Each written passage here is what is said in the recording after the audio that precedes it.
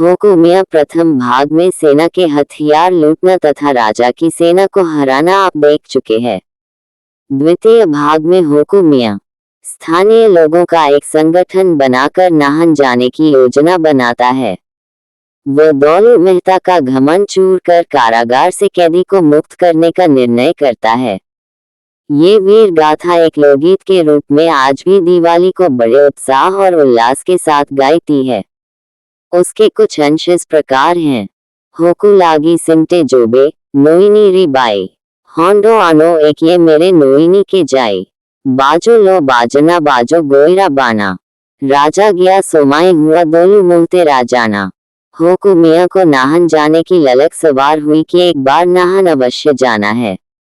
राजा के स्वर्गवास हो जाने से दोलू मेहता मनमानी कर रहा है। इस घटना के बाद होकू अपने साथियों सहित जिनकी संख्या लगभग 500 थी घंडूरी से चल पड़ा।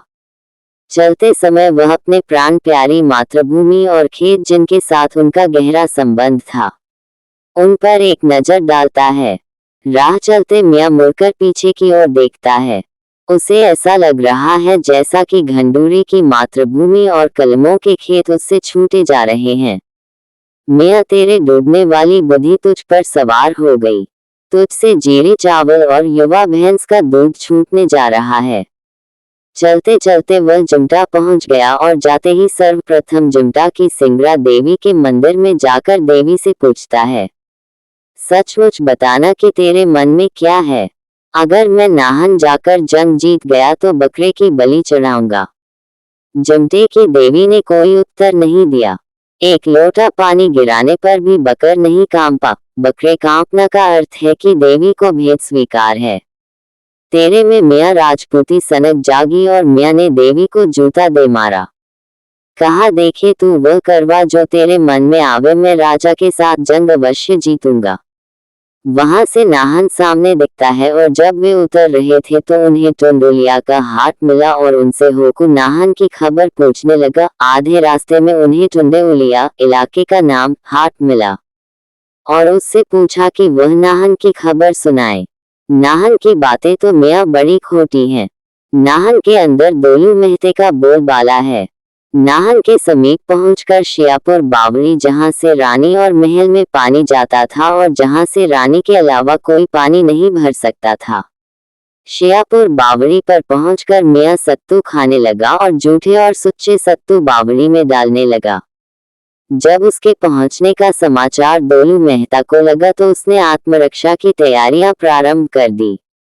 उसने महल और खजाने पर पहरे बिठा दिए। होकू के आगमन के समाचार सुनकर सारा शहर भयभीत था। नाहन पहुंचकर होकू ने चौगान में डेरा डाल दिया और अपने कुछ साथियों के साथ दाहिने हाथ सिमटा साथी को लेकर राजा से मिलने राजदरबार में गया। वहां जाकर वह शांति प्रिय ढंग से कैदियों की रिहाई चाहता था। दोलू मेहता से अत्याचार समाप्त करने की बात करना चाहता था। तब होकू मियाँ और सिमटा राजदरबार पहुंचे। राजा को सोने की मोहरें भेंट की तथा जय देवा कहा। होकू राउत और सिमटा के नमस्कार का उत्तर न देकर दोलू मेहता ने पीठ फेर ली। समझौते के स्थान पर उसने कड़ाई का रुख अपनाया और गालियां देने लगा, जो होकू को सहन न हुआ। दोलू बोलो मोहता तूला सोमझी री बातो। दोलू मेहता नासमझी की बातें करता है। होकू ने कहा कि अगर तूने गाली दी तो तेरी जीभ काट दूंगा। वह गुस्से में तमतमाता स्वयं कैदियों को छुड़ाने चल पड़ा। जेल जाकर कैदियों ने उसे यातनाओं की गाथा सुनाई। उनके साथ दुर्व्यवहार होता था। उनके नंगे शरीर पर गर्म तेल का छिड़काव किया जाता था। हर प्रातःकाल ठंडे पानी से नहलाया जाता था। नहाने के उपरांत गोल पत्थरों के गोले पर नंगे और दोनों कान पकड़ते खड़ा होने को कहा जाता था। अगर पत्थर हिलता तो डंडे मारे जाते थे। उन्हें जानवरों से बदतर खाना दिया जाता था। उन्हें शानुक, एक प्रकार का अनाज की रोटी जिसमें आधा आटा और आधा नमक मिला होता था, दी जाती थी। न्याय। इस पर हिरदा और जोल्फिया नाम के दो व्यक्ति मैदान में उतर गए।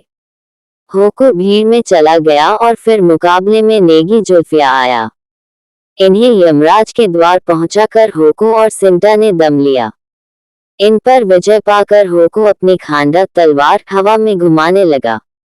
उसकी आंखों से अंगारे बरस रहे थे और भुजाएं फड़फड़ा रही थी। उसकी तलवार उसका साथ दे रही थी।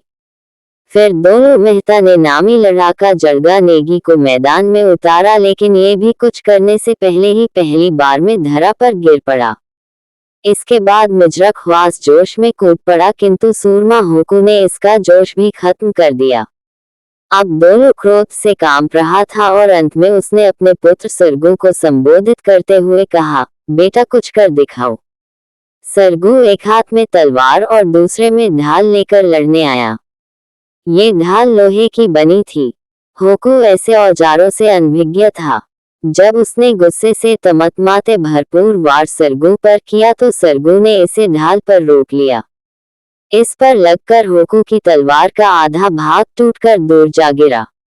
तलवार की बेबसी से सिमटा चौकड़ी होकू को बचाने का प्रयत्न करते हुए वीरगति को प्राप्त हुआ। अब होकू टूटी हुई तलवार से लड़ता रहा। उसने अपने मृत साथी की तरफ केवल एक बार हसरत भरी नजर से देखा और युद्ध में संलग्न हो गया। अब दोनों के चाकर भी लड़ाई में कूद पड़े, किंतु होकू अभी तक शेर की तरह दहाड़ रहा था।